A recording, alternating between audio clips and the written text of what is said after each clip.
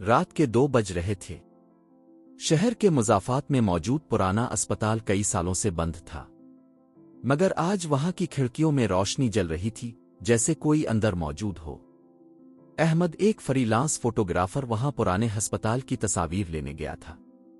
اسی لگا شاید یہ محض بجلی کی کوئی جھلک ہو، لیکن جیسے ہی وہ اندر گیا، ہال کے بیچوں بیچ ایک عورت لیٹی ہوئی نظر آئی۔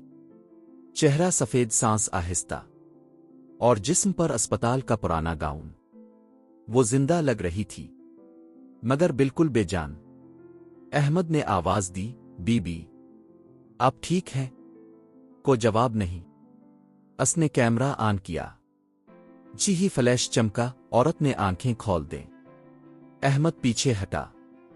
اس کی آنکھیں پوری سفید تھیں اور لب ہلکے سے ہل رہے تھے۔ احمد کی آواز کانپ رہی تھی۔ عورت آہستہ سے اٹھی۔ اس کے جسم سے مٹی جھاڑنے لگی۔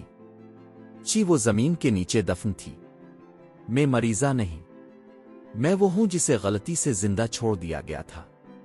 آدھی روح جا چکی ہے، آدھی اب بھی یہاں بھٹک رہی ہے۔ اچانک روشنی بند ہو گئی۔ پورا اسپتال اندھیرے میں ڈوب گیا۔ احمد کے کانوں میں سانسوں کی آواز گونجی اور کسی کے قدم پیچھے سے قریب آتے گئے۔